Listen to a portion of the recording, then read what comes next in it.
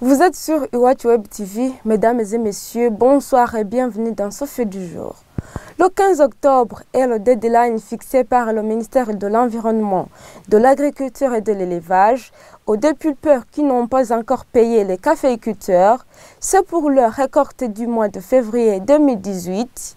L'annonce a été faite ce mercredi par le directeur général de l'autorité de régulation de la filière café. Selon Emmanuel Nyongeko, des sanctions sont prévues pour ceux qui ne respecteront pas ce délai. Le ministère de l'Environnement, de l'Agriculture et de l'Élevage remercie tous ceux qui ont déjà payé en totalité les caféiculteurs, ceux qui sont en cours de paiement et informe ceux qui n'ont pas encore commencé le paiement que la date limite de paie est fixée au 15 octobre 2018. Le ministère de l'Environnement, de l'Agriculture et de l'Élevage fait savoir que des mesures seront prises pour ceux qui n'auront pas payé les facteurs dans les 2 semaines recommandées par le Conseil national de sécurité. Le ministre de l'Environnement, de l'Agriculture et de l'Élevage promet de renforcer la collaboration, le travail et la synergie et la transparence pour une bonne coordination et pérennité des activités. C'est un ouf de soulagement du côté de la société Intercafé. Une organisation rassembla tous les acteurs du domaine, y compris les associations des caféiculteurs. Pour le secrétaire exécutif d'Intercafé, les caféiculteurs vont pouvoir concentrer sur leur production. Suivez Oscar Baranyizigiye, secrétaire exécutif d'Intercafé. Le problème de cette année, c'est un problème qui a été dû aux faibles cours internationaux du café. Parce que le café, comme vous le savez, c'est un produit qui se vend sur la bourse de New York. Et là, les prix,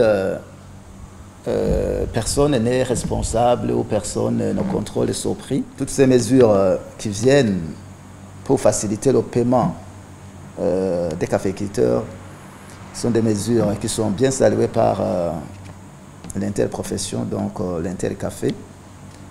Surtout que ça va permettre aux producteurs d'entrer dans leurs droits et de continuer les activités de production. Puisque la matière première, c'est le café, la cerise produite par les caféiculteurs, c'est la matière première de l'industrie. D'après le directeur d'ARFIC, l'autorité de régulation de la filière café, les banques commerciales ont promis de réduire les taux d'intérêt de 9% à 7% sur les crédits octroyés aux dépulpeurs. Mais la faveur sera accordée à ceux qui seront en ordre avec la loi. Suivez-le. Une réunion réunissant tous les intervenants de la filière café, les banques commerciales et la Banque de la République du Burundi s'est tenue en date du 2 octobre 2018 sous la présidence du ministre de l'Environnement, de l'Agriculture et de l'Élevage pour échanger sur les modalités de paiement des caféiculteurs. Les efforts doivent être pris par les uns les autres pour le bien des caféiculteurs. Pour les banques commerciales, elles ont promis de donner des crédits aux exportateurs sur un taux de 7% pour cette campagne au lieu de 9%, soit une réduction de 2%.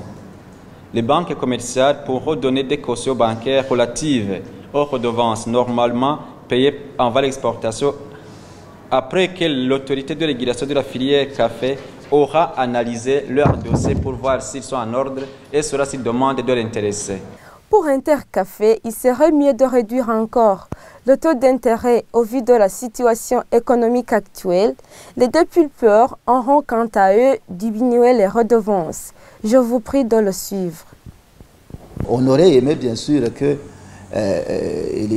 abandonnent encore plus, ils abandonnent encore plus parce que 7% dans les conditions actuelles, c'est un effort, mais ça reste encore dur pour ceux qui prennent ces crédits.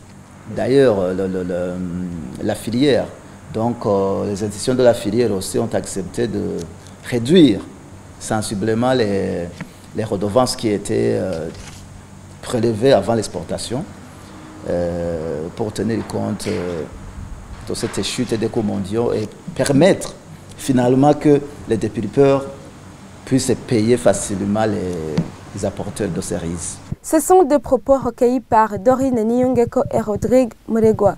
Et c'est la fin de ce fait du jour. Merci de l'avoir suivi. À la prochaine.